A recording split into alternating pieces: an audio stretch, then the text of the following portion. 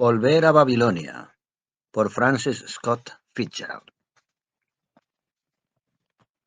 El señor Campbell, ¿dónde está?, preguntó Charlie. Se marchó a Suiza, señor Wales. El señor Campbell está muy enfermo. Cuánto lo lamento. ¿Y está George Hart?, preguntó Charlie. Volvió a Estados Unidos a trabajar. ¿Y el pájaro de las nieves dónde está? La semana pasada estuvo aquí. De todas formas, el señor Schaffer, su amigo, se encuentra en París. Entre la extensa lista de hacía año y medio había dos nombres conocidos. Charlie garabateó una dirección en su libreta y arrancó la página. Si viene el señor Schaffer, entréguele esto, dijo. Esta es la dirección de mi cuñado. Aún no tengo hotel. Realmente no sentía mucha decepción por encontrar París tan solitario, pero en el bar del Hotel Ritz el silencio resultaba raro, asombroso. Ya no era un bar estadounidense. Charlie lo encontraba muy encopetado. Ya no se sentía allí igual que en su casa. El bar volvió a ser francés. Desde el instante en que se bajó del taxi había notado el silencio y vio al portero, que a aquellas horas acostumbraba a estar sumergido en una actividad frenética, hablando con un chasseur al lado de la puerta de servicio. En el pasillo solamente escuchó una voz aburrida en los aseos de señoras, en otra época demasiado ruidosos. Y al entrar al bar recorrió con los ojos fijos los 7 metros de alfombra verde, mirando al frente según un viejo hábito. Y después, con el pie apoyado con firmeza en la base de la barra del bar, se volvió e inspeccionó la sala y únicamente encontró en un rincón una mirada que abandonó un momento la lectura del diario. Charlie preguntó por Paul, el jefe de camareros, que en los últimos días en que la bolsa continuaba ascendiendo, iba al trabajo en un coche fuera de serie, fabricado por encargo, a pesar de que lo dejaba con mucho tacto en una esquina cercana. Pero ese día Paul se encontraba en su casa de campo, y fue Alex quien le dio toda la información. Bueno, ya está bien, dijo Charlie. Me tomaré las cosas con tranquilidad. Alex lo felicitó. A toda velocidad. Hace 2 años. Aún aguanto perfectamente, aseveró Charlie. Llevo 1 año y medio aguantando. ¿Qué piensas sobre la situación en Estados Unidos? Yo no voy a Estados Unidos desde hace meses. Tengo algunos negocios en Praga, donde soy representante de un par de firmas. Allá no me conocen. Alex esbozó una sonrisa. ¿Se acuerda de la noche de la despedida de soltero de George Hart?, dijo Charlie. A propósito, ¿qué ha pasado con Claude Fessenden? Alex, a manera confidencial, bajó la voz. Ya no viene por aquí. Él vive en París.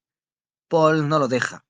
Acumuló una deuda de 30.000 francos, cargando todas las bebidas y comidas en su cuenta, y casi diariamente también las cenas de más de 1 año. Y cuando Paul le exigió finalmente que pagara, le entregó un cheque sin fondos. Con aire afligido, Alex movió la cabeza. No lo comprendo. Era un auténtico dandy. Y ahora está abotargado, hinchado. Dibujó una gorda manzana con las manos. Charlie miró a un ruidoso grupo de homosexuales que estaban sentados en un rincón. No les afecta nada, pensó. Las personas holgazanean o trabajan, las acciones suben y bajan, pero esos siguen igual que siempre. El bar lo oprimía mucho. Pidió los dados y se jugó por el trago con Alex. Señor Wales, ¿va a estar aquí mucho tiempo? Estaré 4 o 5 días para visitar a mi hija. Ah, usted tiene una hija. Entre la lluvia tranquila resplandecían turbiamente en la calle los anuncios luminosos rojos, verde fantasma o azul de gas. La tarde finalizaba y había un enorme movimiento en las calles. Los bistrós fulguraban. Tomó un taxi en la esquina del boulevard de Capucines. Ante sus ojos pareció majestuosamente rosa la Place de la Concorde. Atravesaron el lógico Sena y Charlie sintió el inesperado ambiente provinciano de la Rive Gauche. Le dijo al taxista que se dirigiera a la Avenue de l'Opéra, que estaba fuera de su camino, pero deseaba observar cómo la hora azul se extendía sobre la maravillosa fachada e imaginar que las bocinas de los taxis, tocando interminablemente los primeros compases de la Plus que Long, eran las trompetas del Segundo Imperio. Ya había personas cenando tras el seto elegante y pequeño burgués del restaurante Duval, y ya estaban echando las persianas metálicas de la librería Brentano. Jamás había comido en París en un restaurante realmente barato. 4 francos y medio, una cena de 5 platos, con vino incluido. Por alguna razón extraña, quiso haberlo hecho. Al tiempo que continuaban recorriendo la Rive Gauche, con esa sensación del provincianismo inesperado, pensaba: esta ciudad para mí está perdida para siempre. Y yo mismo fui quien la eché a perder.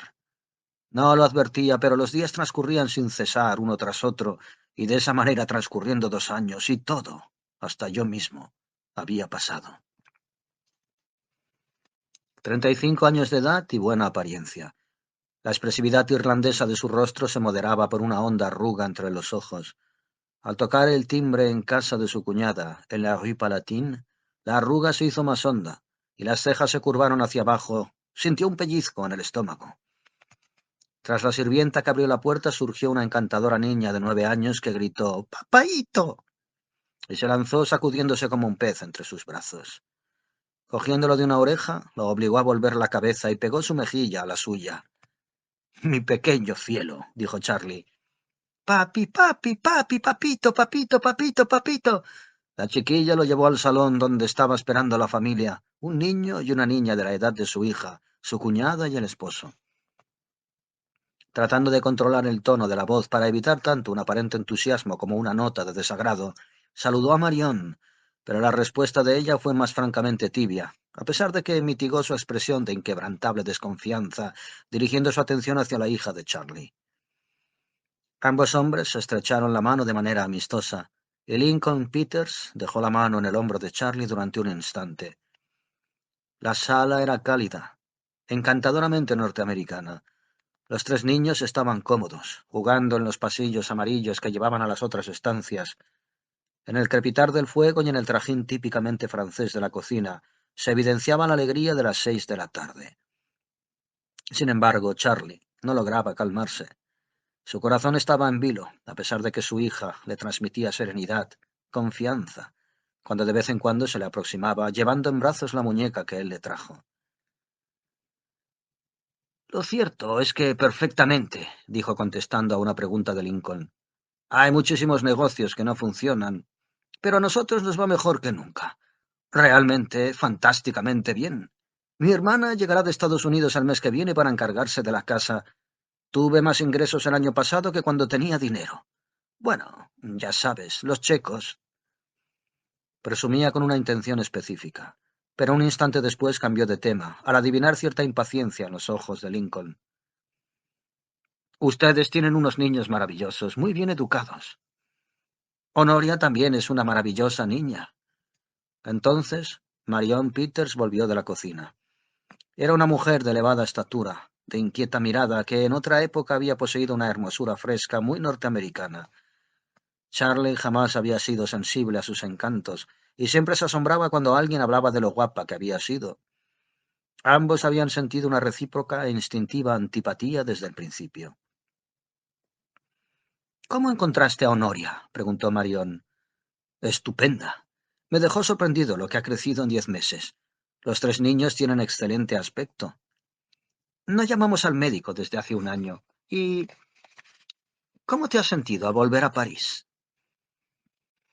«Me parece muy extraño que haya tan pocos norteamericanos». «Yo estoy fascinada», dijo Marion vehementemente. «Al menos ahora puedes entrar en las tiendas sin que crean que eres millonario. Como todos, también lo hemos pasado mal, pero en general ahora estamos mucho mejor». «Sin embargo, mientras duró fue maravilloso», dijo Charlie. «Éramos una especie de realeza casi infalible, con una especie de aureola mágica. Hoy en la tarde, en el bar», titubeó cuando se dio cuenta de su equivocación, «no estaba ningún conocido». Los ojos de Marion se posaron fijamente en él. «Pensaba que ya tuviste bares de sobra». «Solamente he estado un instante. Únicamente bebo una copa por las tardes y se acabó». «¿No deseas tomar un cóctel antes de la cena?», preguntó Lincoln. «Solo bebo una copa por las tardes y ya está bien por hoy». «Ojalá te dure», dijo Marion. La frialdad con que habló evidenciaba hasta qué punto le era desagradable Charlie, quien solo se limitó a sonreír. Tenía proyectos más importantes. La sorprendente agresividad de Marion le daba algo de ventaja y podía esperar. Deseaba que fueran ellos los primeros en hablar del tema que, como sabían a la perfección, lo llevó a París. No terminó de decidir durante la cena si Honoria era más parecida a él o a su madre. Sería una verdadera suerte si en ella no se combinaban los rasgos de los dos que los llevaron al desastre. Un deseo muy profundo de protegerla se apoderó de Charlie. Creía estar seguro de lo que debía hacer por ella. Creía en el temperamento. Desea retroceder toda una generación y volver a confiar en el temperamento como un elemento eternamente valioso. Todo lo demás se deterioraba. Después de la cena se marchó de inmediato, pero no para volver a casa. Tenía mucha curiosidad por contemplar París de noche con ojos más perspicaces y juiciosos que los de otra época. Llegó al casino y vio, con sus arabescos de chocolate, a Josephine Baker. Una hora más tarde abandonó el espectáculo y se fue paseando hacia Montmartre, subiendo por Rue Pigalle hasta la Place Blanche. Dejó de llover y algunas personas en traje de noche descendían de los taxis ante los cabarets, y había muchos negros y cocottes, solas o en pareja, que trabajaban la calle. Pasó frente a una puerta iluminada de la que salía música y con una sensación de familiaridad se detuvo. Era el Bricktop, donde dejó tanto dinero y tantas horas. Descubrió unas puertas más abajo, otro de sus viejos puntos de encuentro, y se asomó, de manera imprudente, al interior. Repentinamente una orquesta entusiasta comenzó a tocar. Dos bailarines profesionales se pusieron en movimiento y, echándosele encima, un maître d'hôtel gritó: «¡Señor, está comenzando ahora mismo!». Pero Charlie se apartó enseguida. Tendría que estar borracho, pensó. Sobre los desiertos y siniestros hoteles baratos de los alrededores reinaba la oscuridad. El Celly estaba cerrado. Había más luz en la Rue Blanche y un público local y locuaz francés. Había desaparecido la cueva del poeta, pero las dos enormes fauces del Café del Cielo y el Café del Infierno continuaban bostezando. Incluso devoraron, al tiempo que Charlie observaba, el pequeño contenido de un autobús de turistas. Un japonés, una pareja norteamericana y un alemán que se quedaron mirándolo con ojos de pánico. Y solo a esto se limitaba el ingenio y el esfuerzo de Montmartre. Toda la industria del vicio y el libertinaje fue reducida a una escala totalmente infantil, y súbitamente Charlie comprendió el significado de la palabra disipado. Disiparse en el viento, hacer que algo se transforme en nada. Ir de un lugar a otro en las primeras horas de la madrugada supone un gran esfuerzo, y cada vez se paga más por el privilegio de moverse más lentamente. Recordaba los billetes de 1000 francos que dio a una orquesta para que tocara cierta melodía, de los billetes de 100 francos lanzados a un portero para que llamara a un taxi. Sin embargo, no fue a cambio de nada. Esos billetes, incluso las cantidades más absurdamente malgastadas, fueron una ofrenda al destino para que le otorgara el don de olvidar las cosas más dignas de ser recordadas. Las cosas que ahora recordaría siempre. La huida de su esposa para terminar en una tumba en Vermont y haber perdido la custodia de su hija. Una mujer le dijo algo, a la luz que salía de una brasserie. Charlie la invitó a café y huevos y después, evadiendo su amistosa mirada antes de coger un taxi para volver al hotel, le entregó un billete de 20 francos.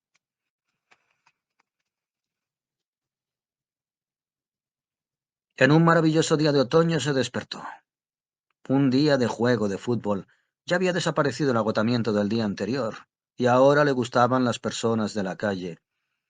Estaba sentado al mediodía con Honoria en Le Grand Vatel, el único restaurante que no le recordaba cenas con champán y prolongados almuerzos que comenzaban a las 2 y acababan en crepúsculos confusos y borrosos. ¿Quieres vegetales? Deberías comer un poco de vegetales, ¿no? Sí, sí. Hay zanahorias y haricots, épinards y chou-fleur. Dame chou-fleur. ¿Pero no preferirías 2 vegetales? Habitualmente únicamente almuerzo uno. El camarero simulaba sentir una extraordinaria pasión por los chiquillos. «Qu'elle est mignon, la petite. Elle parle exactement comme une française». ¿Y el postre? ¿Esperamos? El camarero se marchó. Honoria, con mucha expectación, miró a su padre. «¿Qué haremos hoy?» «Iremos primero a la juguetería de la Rue Saint-Honoré, y allí compraremos lo que desees.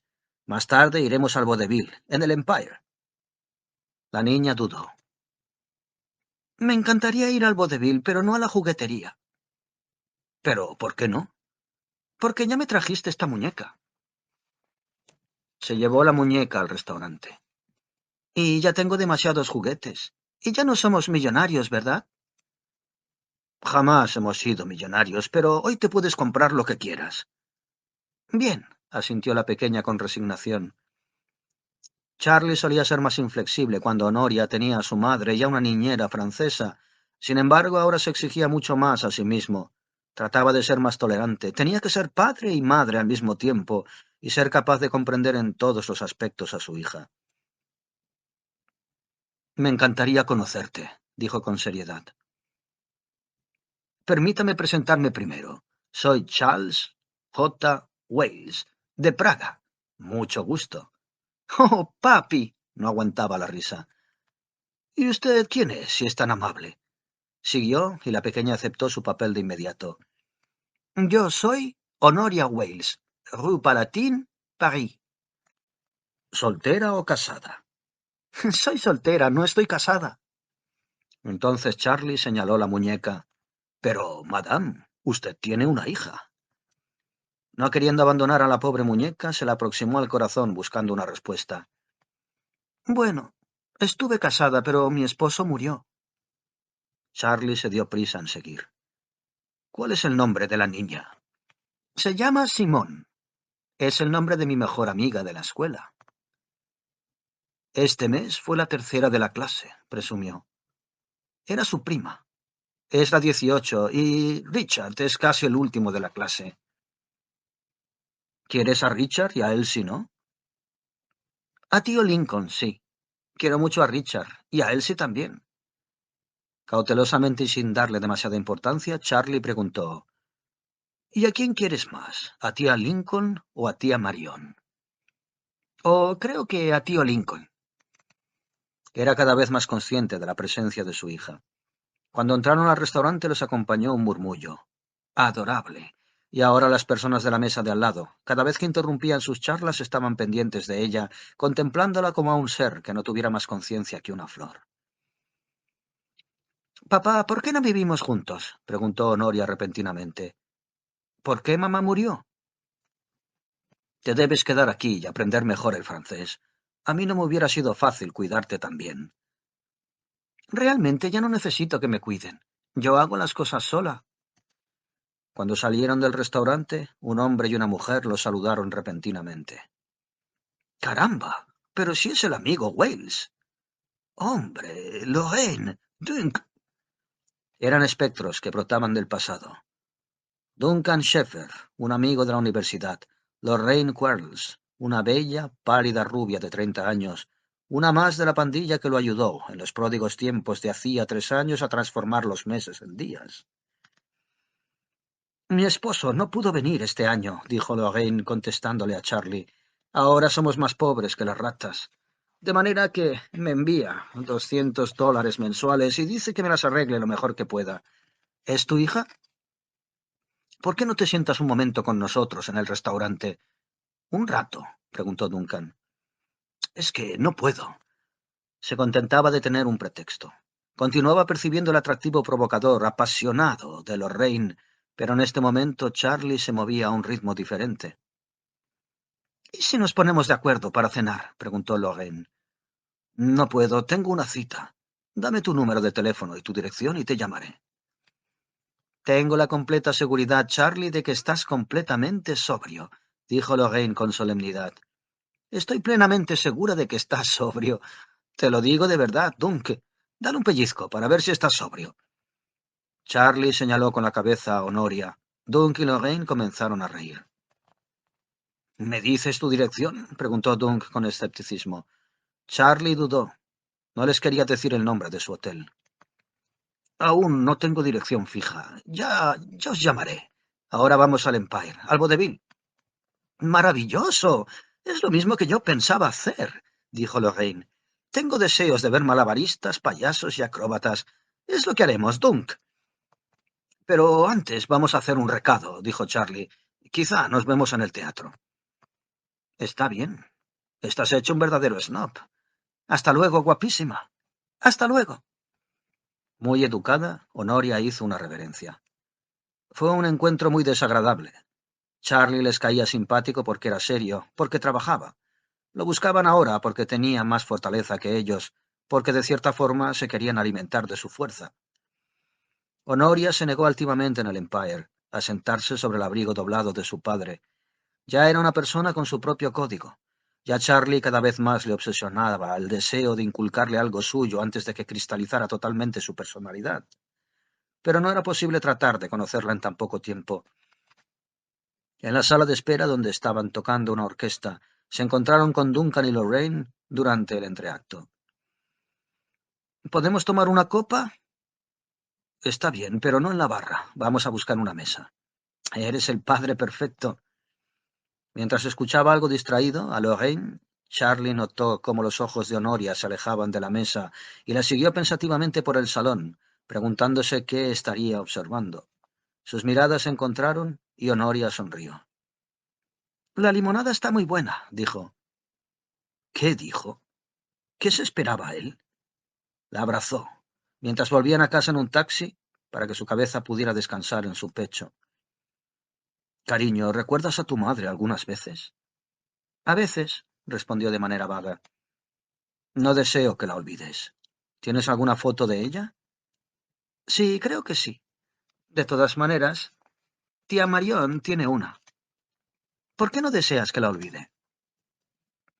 Porque te amaba mucho. Yo también la amaba. Guardaron silencio durante un instante. Papá, deseo vivir contigo, dijo de repente. El corazón de Charlie le dio un vuelco. De esa manera era como quería que sucedieran las cosas. ¿Es que no estás feliz? Sí, pero a ti te amo más que a nadie. Y tú me amas a mí más que a nadie, ¿no? Ahora que mamá murió. Por supuesto que sí. Pero, querida, no siempre me amarás a mí más que a nadie. Vas a crecer y conocerás a alguien de tu edad y te casarás con él, y ya no recordarás que tuviste un papá alguna vez. Sí, es cierto, asintió muy serena. Cuando llegaron, Charlie no entró en la casa. Iba a volver a las 9 y quería mantenerse despejado para lo que tenía que decirles.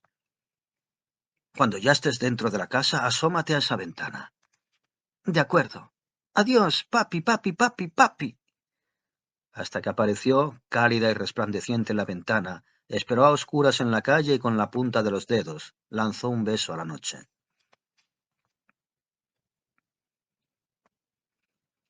Los esposos lo estaban esperando. Lincoln no dejaba de pasearse por la sala con la exaltación de quien ya lleva un buen rato hablando. Marion, sentada al lado de la bandeja del café, vestía un majestuoso y elegante traje negro que casi hacía pensar que estaba de luto. Querían, tanto como Charlie, abordar el tema. Charlie casi de inmediato lo trajo a colación. Me imagino que saben por qué vine a verlos. ¿Por qué vine a París? Marion estaba jugando con las estrellas negras de su collar y frunció el entrecejo. Tengo muchos deseos de tener una casa, siguió, y tengo muchos deseos de vivir con Honoria. Valoro mucho que, por amor a su madre, se hayan ocupado de mi hija, pero las cosas cambiaron. Titubeó y siguió con mayor decisión.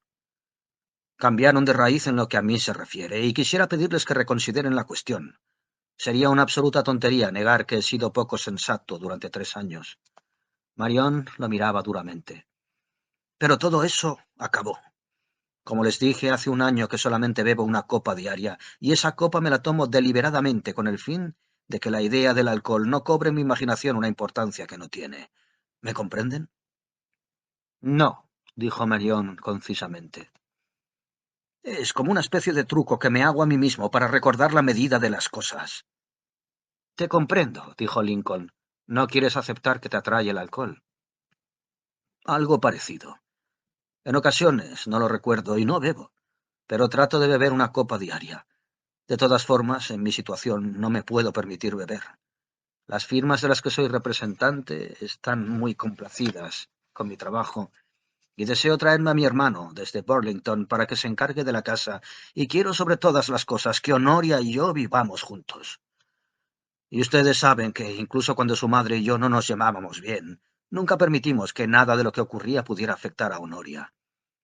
Sé que me quiere, y estoy seguro de que soy capaz de cuidarla y, bueno, ya les he dicho todo. ¿Qué piensan ustedes? Charlie sabía que le tocaba ahora recibir los golpes. Eso podía durar 1 o 2 horas, y no sería fácil, pero si reprimía su inevitable resentimiento y lo transformaba en la actitud dócil del pecador arrepentido, finalmente podría imponer su punto de vista. Contrólate, se decía a sí mismo. Amas a Honoria. El primero en contestarle fue el Lincoln. Desde que recibimos tu carta el mes pasado, estamos hablando de este asunto. Estamos muy felices de que Honoria viva con nosotros. Es una niña encantadora y nos contenta mucho poder ayudarla, pero, por supuesto, ya sé que ese no es el inconveniente. Marion lo interrumpió repetidamente. Charlie, ¿cuánto tiempo vas a aguantar sin beber? Preguntó. Yo espero que siempre. Y a esas palabras, ¿qué crédito se les puede dar? Saben que jamás había bebido mucho hasta que abandoné los negocios y me llegué aquí sin nada que hacer. Después Helen y yo comenzamos a salir con... No metas a Helen en esto, por favor. No tolero que hables de ella de esa manera. Charlie la miró duramente. Jamás había estado muy seguro de hasta qué punto se habían querido ambas hermanas cuando Helen vivía. Durante 1 año y medio, poco más o menos, me dediqué a beber. Desde que llegamos hasta que me hundí. Mucho tiempo. Mucho tiempo, asintió. Lo hago únicamente por Helen, dijo Marion. Trato de pensar qué le gustaría que hiciera. Te lo digo sinceramente. Dejaste de existir para mí desde la noche en que hiciste aquello tan espantoso. No lo puedo evitar. Helen era mi hermana. Sí, ya lo sé. Me pidió que me encargara de Honoria cuando se estaba muriendo. Las cosas hubieran sido más sencillas si en aquel momento no hubieras estado internado en un sanatorio. Charlie no contestó. Nunca podré olvidar la mañana en que Helen llamó a mi puerta, mojada hasta los huesos y temblando, y me dijo que echaron la llave y no la dejaste entrar. Charlie apretaba fuertemente los brazos del sillón. Estaba siendo mucho más difícil de lo que se esperaba. Hubiera deseado demorarse en extensas explicaciones, protestar, pero solamente dijo esa noche en que le cerré la puerta. Pero Marion lo interrumpió. Lincoln, no voy a hablar de eso nuevamente. Lincoln, después de un instante de silencio, dijo: Estamos saliéndonos del tema.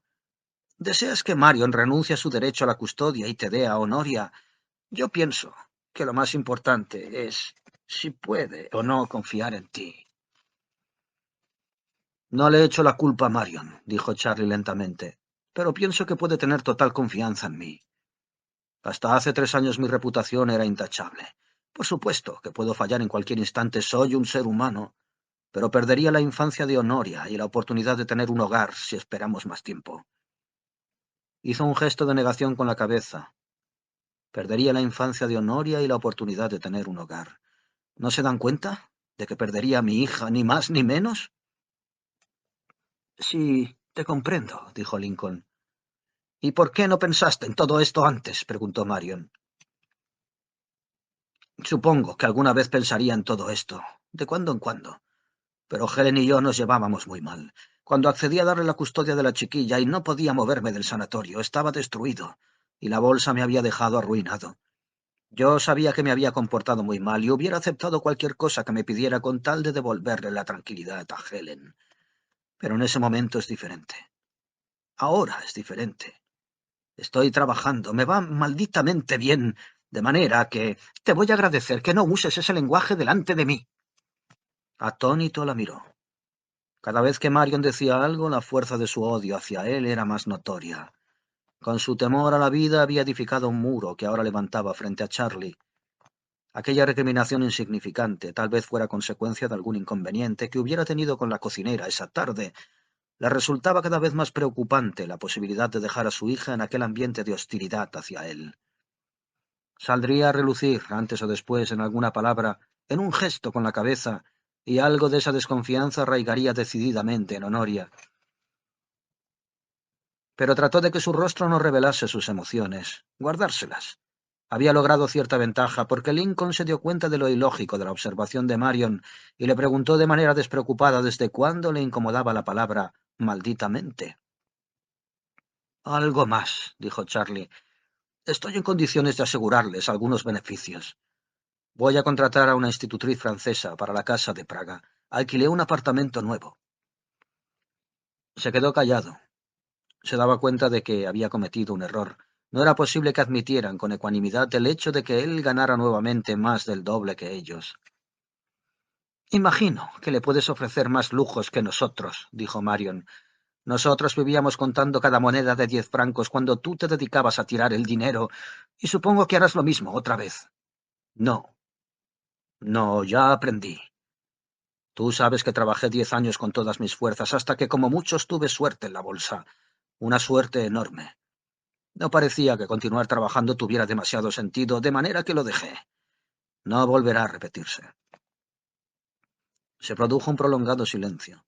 Los nervios de todos estaban en tensión y por primera ocasión desde hacía un año, Charlie sintió deseos de beber. Ahora estaba completamente seguro de que Lincoln Peters quería que él tuviera a Honoria a su lado. Marion se estremeció de repente. Una parte de ella sabía que ahora Charlie tenía los pies en la tierra y su instinto de madre aceptaba que su deseo era natural, pero había vivido demasiado tiempo con un prejuicio fundamentado en una rara desconfianza, en la posibilidad de que su hermana fuera dichosa y que, después de una espantosa noche, se había convertido en odio contra Charlie. Todo había ocurrido en una etapa de su vida en la que, entre el desánimo de la ausencia de salud y las circunstancias desfavorables, necesitaba creer en un perverso y una perversidad tangibles. No me es posible pensar de otra forma, exclamó súbitamente. Ignoro hasta qué punto tienes responsabilidad en la muerte de Helen. Es algo que deberás arreglar con tu propia conciencia. En ese instante, Charlie sintió una punzada de dolor, algo parecido a una corriente eléctrica. Estuvo a punto de ponerse en pie y en su garganta resonó una palabra impronunciable. Se controló un segundo más. Ya es suficiente, dijo Lincoln incómodo. Yo jamás he pensado que tú fueras responsable. Helen falleció de una enfermedad del corazón, dijo Charlie ya sin fuerzas. Sí, una enfermedad del corazón, repitió Marion, como si para ella esa frase tuviera un significado diferente. Entonces, en el momento vacío, frío, que siguió a su furor, Marion vio claramente que Charlie había logrado controlar la situación. Miró a su esposo y entendió que no podía esperar su apoyo, y de repente claudicó, como si el asunto careciera de importancia. «Haz lo que te plazca», exclamó poniéndose de pie repentinamente. «Es tu hija. Yo no soy nadie para interponerme en tu camino. Creo que, si fuera mi hija, me gustaría estar con ella». Logró frenarse. «Decídanlo ustedes. No soporto más. Me siento demasiado mal. Me voy a acostar». Salió casi corriendo de la sala y un instante después Lincoln dijo: «Para ella ha sido un día sumamente difícil. Ya sabes lo obstinada que es». Parecía pedir disculpas. «Cuando a una mujer se le mete una idea en la cabeza, por supuesto. Todo va a ir bien. Creo que sabe que ahora tú puedes mantener a la pequeña, de manera que no tenemos ningún derecho a interponernos en el camino de Honoria ni el tuyo». «Muchas gracias, Lincoln. Es mejor que vaya a ver cómo se encuentra Marion. Ya me marcho». Cuando llegó a la calle, aún estaba temblando, pero el paseo por la Rue Bonaparte hasta el Sena lo calmó, y se sintió lleno de alegría al atravesar el río, siempre nuevo a la luz de las farolas de los muelles. Pero ya en su cuarto no se podía dormir. Le obsesionaba la imagen de Helen. Ella, a la que tanto había amado, hasta que ambos habían comenzado a abusar de su amor insensatamente, a destrozarlo. En esa terrible noche de febrero que Marion recordaba tan intensamente, una lenta pelea se demoró varias horas. No olvidaba la escena en el Florida y que, cuando trató de llevarla a casa, Helen había besado al joven Webb, que se encontraba en otra mesa, y recordaba lo que Helen, histérica, le había dicho. Cerró la puerta con llave cuando volvió a casa, solo, enloquecido, rabioso. ¿Cómo hubiera podido imaginar que una hora después ella llegaría, sola, y que caería una nevada, y que Helen deambularía por ahí en zapatos de baile muy confundida para encontrar un taxi? Y no podía olvidar las consecuencias. que Helen se recuperara de una neumonía de manera milagrosa y todo el horror que eso trajo consigo. Lograron reconciliarse, pero eso fue el principio del fin. Y Marion, que lo había mirado todo con sus propios ojos e imaginaba que esa únicamente había sido una de las tantas escenas del suplicio de su hermana, jamás lo olvidó. Los recuerdos le trajeron nuevamente a Helen, y en la luz suave y blanca, suave, que cuando comienza a amanecer rodea lentamente a quien está medio dormido, se dio cuenta de que hablaba con ella otra vez. Helen le decía que tenía razón en cuanto al tema de Honoria y que deseaba que ella viviera con él. Dijo que se contentaba que estuviera bien, de que todo marchara bien para él. Le dijo bastantes cosas más, muy amistosas, pero se encontraba sentada en un columpio, vestida de blanco, y cada vez se balanceaba más, cada vez más rápido, de manera que al final no pudo escuchar claramente lo que Helen estaba diciendo.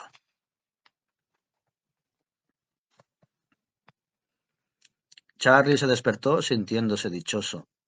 El mundo le abría las puertas de nuevo. Imaginó un maravilloso futuro para Honoria y para él. Hizo planes y súbitamente se sintió afligido al recordar los planes que hizo con Helen. Ella no planeó morir. Lo más importante era el presente. El trabajo, alguien a quien amar, pero no amar demasiado, porque conocía el daño que un padre le puede hacer a una hija o una madre a un hijo, si los ama excesivamente. Después, ya en el mundo, el hijo buscaría el mismo afecto ciego en su pareja y al no poder hallarlo, se rebelaría contra la vida y el amor. Volvía a hacer un día maravilloso, vivificador. Le hizo una llamada a Lincoln Peters, al banco donde trabajaba, y le preguntó si cuando volviera a Praga, Honoria lo podría acompañar. Lincoln estuvo de acuerdo en que no había ningún motivo para retrasar las cosas. Quedaba un asunto pendiente, el derecho a la custodia. Marion deseaba conservarlo durante algún tiempo. Estaba sumamente preocupada por aquel tema y se sentiría más tranquila si supiera que la situación continuaba un año más bajo su control. Charlie aceptó. Lo único que deseaba era a la niña, visible y tangible. También estaba el asunto de la institutriz. Charlie pasó un buen rato en una agencia oscura, conversando con una campesina bretona regordeta y con una bearnesa malhumorada, a ninguna de las cuales hubiera podido aguantar. Había otras candidatas a quienes iba a ver al día siguiente. Comió en el Griffon, con Lincoln Peters tratando de controlar su alegría. «No hay nada que se pueda comparar con un hijo», dijo Lincoln, «pero tú entiendes cómo se está sintiendo Marion». «Ya se olvidó de todo lo que trabajé en Estados Unidos durante 7 años», dijo Charlie. «Únicamente recuerda una noche». «Eso es diferente», titubeó Lincoln. «Nosotros luchábamos por salir adelante mientras Helen y tú despilfarrabais dinero por toda Europa». «No he sido ni remotamente millonario. Jamás he ganado bastante como para permitirme algo más que un seguro de vida. Yo pienso que Marion consideraba que eso era una especie de injusticia. En aquel momento tú ni siquiera trabajabas y cada vez eras más rico». «Pero el dinero se fue tan rápido como llegó», dijo Charlie. «Sí, y bastante fue a parar a manos de los saxofonistas, los maîtres d'hôtel y los chasseurs. Bueno, finalizó la gran fiesta. Te he comentado esto para explicarte cómo se está sintiendo Marion después de estos años de locura. Si pasas un instante por casa a eso de las 6, antes de que Marion esté muy cansada, acordaremos los últimos detalles sin ningún inconveniente». Charlie, de vuelta al hotel, encontró un Pneumatique que le habían mandado desde el bar del Ritz, donde Charlie dejó su dirección para un viejo amigo. «Apreciado Charlie, cuando nos encontramos el otro día estabas tan raro que me pregunté si había hecho algo que te pudiera molestar. Si es así, no me di cuenta. Lo cierto es que te he recordado mucho durante el año pasado, y siempre he abrigado la esperanza de que cuando yo volviera a París nos viéramos nuevamente. En aquella primavera disparatada lo pasamos muy bien, como esa noche en que tú y yo robamos la bicicleta de reparto del carnicero, y esa ocasión en que tratamos de hablar por teléfono con el presidente cuando usabas bastón y bombín. Últimamente todos parecen haber envejecido. Sin embargo, yo no me siento ni un día más vieja. Nos podríamos ver hoy, aunque solo sea un instante, en nombre de esos viejos tiempos. En este momento tengo una resaca miserable, pero esta tarde me voy a sentir mucho mejor, y te esperaré en el Ritz a eso de las 5. Tuya por siempre, Lorraine. La sensación inicial de Charlie fue de terror. Terror de haber robado ya en edad madura una bicicleta de reparto para pedalear por la plaza de l'Étoile de madrugada con Lorraine a bordo. Cuando lo recordaba, parecía una auténtica pesadilla. Cerrarle la puerta a Helen no armonizaba con ningún otro suceso de su vida. En cambio, el incidente de la bicicleta sí. Era uno entre muchos. Para llegar a ese punto de absoluta irresponsabilidad, ¿cuántas semanas o meses de desenfreno habían sido necesarios? Trató de recordar qué le había parecido Lorraine en aquel tiempo. Bastante atractiva. A Helen le disgustaba, aunque no dijera nada. En el restaurante, hacía 24 horas, Lorraine le había parecido marchita, estropeada, vulgar. No tenía ningún deseo de verla, y se contentaba de que Alex no le hubiera dado la dirección de su hotel. Y pensar en Honoria era un verdadero consuelo. Imaginar domingos completamente dedicados a ella y darle los buenos días y saber que respiraba en la oscuridad y pasaba la noche en casa. Tomó un taxi a las 5 y compró obsequios para la familia Peters. Una caja de soldados romanos, una muñeca de trapo muy graciosa, pañuelos de hilo para Lincoln, flores para Marion. Al llegar al apartamento, entendió que Marion había aceptado lo inevitable. Lo recibió como si fuera un pariente desobediente, más que una amenaza extraña a la familia. Ya Honoria sabía que se marchaba con su padre, y Charlie disfrutó al mirar cómo, con tacto, la chiquilla procuraba ocultar su excesiva felicidad. Únicamente cuando estuvo sentada en sus rodillas, le dijo en voz baja lo alegre que estaba, y le preguntó antes de volver con sus primos cuándo se marcharían. Durante un momento, Marion y Charlie se quedaron solos, y, dejándose llevar por un impulso, él se atrevió a comentarle: «Las peleas familiares son demasiado desagradables, no respetan ninguna regla. No se parecen a las heridas ni el dolor. Más bien son como llagas que no se curan porque no tienen suficiente tejido para hacerlo. Me encantaría que nosotros nos lleváramos mejor». «No es fácil olvidar algunas cosas», respondió Marion. «Se trata de confianza». Charlie no dijo nada, y Marion entonces preguntó: «¿Cuándo te la piensas llevar?» «Apenas encuentro una institutriz. Espero que sea pasado mañana». «No, no es posible. Tengo que arreglar sus cosas. No será posible antes del sábado». Charlie aceptó. Lincoln, que volvió a la sala, le ofreció una copa. «Muy bien, me voy a tomar mi whisky diario». Se sentía el calor. Era un hogar, personas reunidas cerca del fuego. Los niños se sentían importantes y seguros. La madre y el padre vigilaban. Eran serios. Tenían cosas demasiado importantes que hacer por sus hijos. Mucho más importantes que su visita. Después de todo, una cucharada de medicina era más importante que sus tensas relaciones con Marion. Ni Marion ni Lincoln eran tontos, pero estaban muy condicionados por las circunstancias y la vida. Charlie se preguntó si no podría hacer algo para rescatar de la rutina del banco a Lincoln. En ese instante sonó un largo timbrazo. Llamaban a la puerta. La bonne à tout faire cruzó la sala y desapareció en el pasillo. Después de que sonara nuevamente el timbre, abrió la puerta, y después escucharon voces, y los tres miraron con curiosidad hacia la puerta del salón. Marion se puso en pie, y Lincoln se asomó al pasillo. Entonces volvió la sirvienta, seguida de cerca por voces que resultaron ser de Lorraine Quarles y Duncan Schaeffer.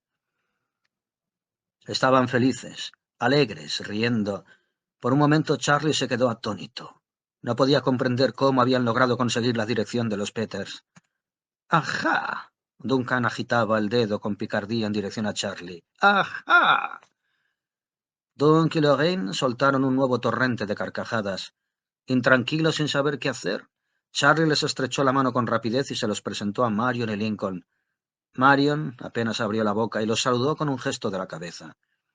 Caminó hacia la chimenea. Su pequeña hija estaba cerca y Marion le pasó el brazo por el hombro. Charlie, cada vez más disgustado por la intromisión, esperaba que le dieran una explicación, y Duncan dijo, después de pensar las palabras un instante: «Vinimos a invitarte a cenar. Lorraine y yo insistimos en que ya está bueno de rodeos y secretos sobre dónde te hospedas». Charlie se les aproximó más, como si de esa manera quisiera empujarlos hacia el pasillo. «Lo siento mucho, pero ahora no puedo. Díganme dónde estarán y dentro de media hora los llamaré por teléfono». Pero no se inmutaron. De repente Lorraine se sentó en el brazo de un sillón y exclamó, concentrando toda su atención en Richard. —¡Qué niño tan bello! ¡Cielo, ven aquí! Richard no se movió y miró a su madre. Lorraine se encogió de hombros y se dirigió nuevamente a Charlie. —Ven a cenar. Estoy completamente segura de que tus primos no se van a disgustar. Te veo tan solemne. ¿Tan solemne? Te dije que no puedo, contestó Charlie tajante. Vayan a cenar ustedes, los llamaré por teléfono en cuanto me sea posible. La voz de Lorraine se volvió áspera. Muy bien, nos marchamos. Pero recuerda, cuando golpeaste mi puerta a las 4 de la mañana, yo tuve bastante sentido del humor como para darte una copa. Dunk, vámonos. Se adentraron en el pasillo con pasos titubeantes, con movimientos pesados, con los rostros descompuestos, irritados. Buenas noches, dijo Charlie. Buenas noches, contestó Lorraine enfáticamente. Cuando Charlie volvió a la sala, Marion estaba inmóvil, pero ahora echaba el otro brazo por el hombro de su hijo. Como un péndulo, Lincoln continuaba meciendo a Honoria de acá para allá. —¡Pero qué poca vergüenza! —explotó Charlie. —No hay derecho. Ni Marion ni Lincoln le contestaron. Charlie se derrumbó en el sillón, cogió el vaso, lo dejó nuevamente y dijo: «Personas a las que no veo desde hace 2 años y tienen el increíble descaro de...» Se interrumpió. Marion dejó escapar un «ya», una especie de suspiro sofocado, furioso. Repentinamente le había dado la espalda y había salido de la sala. Lincoln, con cuidado, dejó a Honoria en el suelo. «Niños, vayan a comer. Comiencen a tomarse la sopa», dijo, y cuando los pequeños obedecieron, habló con Charlie. «Marion está muy mal y no resiste los sobresaltos. Esa clase de personas hacen que se sienta mal físicamente». «Yo no les dije que vinieran. Alguien les dio el nombre y la dirección de ustedes. Intencionadamente han... Bueno, es una lástima. Esto complica las cosas. Discúlpame un momento». Charlie solo se quedó en un sillón tenso. Escuchaba comer a los niños en la habitación de al lado. Conversaban con monosílabos y ya habrían olvidado la escena de los adultos. Escuchó el susurro de una charla en otra habitación, más lejos, y el sonido de un teléfono, al ser descolgado, y horrorizado se cambió a otra silla para no escuchar nada más. Lincoln volvió casi de inmediato. «Charlie, creo que vamos a dejar la cena para otra noche. Marion no está bien». «¿Se disgustó conmigo?» «Más o menos», dijo Lincoln, casi de mala manera. «Ella no es fuerte y... ¿Quieres decir que cambió de opinión sobre mi hija?» «En este momento está muy afectada. No sé. Llámame mañana al banco». «Me gustaría que le pudieras explicar que en ningún momento se me pasó por la mente traer aquí a esas personas. Estoy igual de ofendido que tú». «No puedo explicarle nada ahora». Charlie se paró de la silla. Cogió su sombrero y su abrigo y cruzó el pasillo. Abrió la puerta del comedor y con una voz extraña dijo: «Niños, buenas noches». Honoria se puso en pie y echó a correr para darle un abrazo. «Buenas noches, mi cielo», dijo abstraído, y después, tratando de poner más dulzura en la voz, intentando componer algo, agregó: «Queridos niños, buenas noches».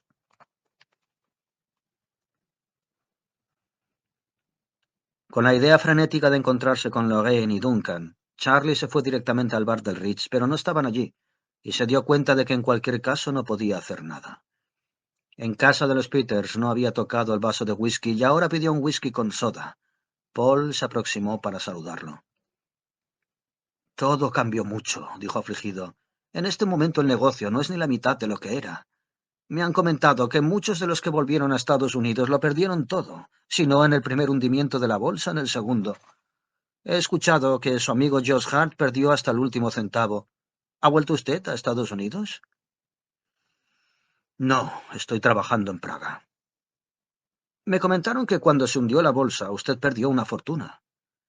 «Sí», asintió amargamente, «pero también cuando subió perdí todo lo que quise». «¿Por qué vendió a la baja?» «Más o menos». Como una pesadilla, el recuerdo de esos días se volvía a apoderar de Charlie. Las personas que había conocido en sus viajes y las personas que eran incapaces de pronunciar una frase coherente o de hacer una suma. El hombrecillo con quien Helen aceptó bailar en la fiesta del barco y que después la insultó a 3 metros de su mesa. Las mujeres y las muchachas que fueron sacadas a rastras de los establecimientos públicos gritando, drogadas o borrachas. Individuos que les cerraban la puerta a sus mujeres y las dejaban en la calle cerrándoles la puerta en la nieve, porque la nieve de 1929 no era real. Si no deseabas que fuera nieve, era suficiente con pagar lo necesario. Se dirigió hacia el teléfono y llamó a la casa de los Peters. Lincoln descolgó. Te estoy llamando porque no puedo quitarme el asunto de la cabeza. ¿Marion ha dicho algo? Marion está enferma, contestó Lincoln cortante. Sé que tú no tienes toda la culpa, pero no puedo dejar que esto la destruya. Me temo que vamos a tener que aplazarlo 6 meses. No me puedo arriesgar a que pase otro mal rato como el que pasó hoy. Ya. Lo siento mucho, Charlie. Charlie volvió a su mesa. El vaso de whisky ya estaba vacío, pero cuando Alex lo miró, interrogante, negó con un gesto de la cabeza. Ya no tenía mucho por hacer, excepto enviarle a Honoria algunos obsequios. Se los mandaría al día siguiente. Más bien furioso, pensó que únicamente era dinero. Le había dado dinero a tantas personas. No. Se terminó, dijo a otro camarero. Dígame, ¿cuánto es? Volvería algún día. No lo podían condenar a estar pagando eternamente sus deudas, pero amaba a su hija, y ninguna otra cosa le interesaba al margen de eso. No sería joven, nuevamente, lleno de las mejores ideas y los mejores sueños únicamente suyos. Estaba completamente seguro de que Helen no hubiera deseado que estuviese tan solo en este mundo.